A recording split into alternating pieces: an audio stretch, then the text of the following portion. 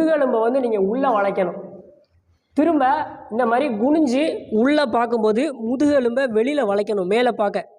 So அதே மாதிரி திரும்ப மேலே பார்க்கணும், முதுகு உள்ளே வளைக்கணும், கீழே குனிஞ்சு உள்ளே பார்க்கும்போது முதுகெலும்பை வெளியில் வளைக்கணும்.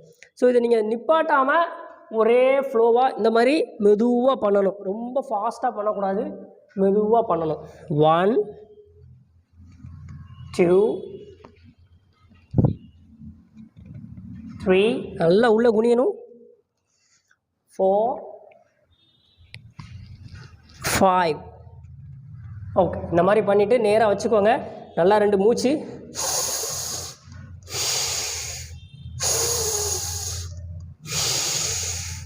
ஓகே, ஸோ இதை வந்து நான் இப்போ ஒரு 5 தடவை பண்ணியிருக்கேன். நீங்கள் ஒரு 10 தடவையிலேருந்து 30 தடவை வரைக்கும் நீங்கள் ரெகுலராக செய்யலாம். இல்லை 10 தடவையாக வந்து நீங்கள் ஒரு 3 தடவை கூட நீங்கள் இந்த ஆசனத்தை நல்லா செய்யலாம். ஸோ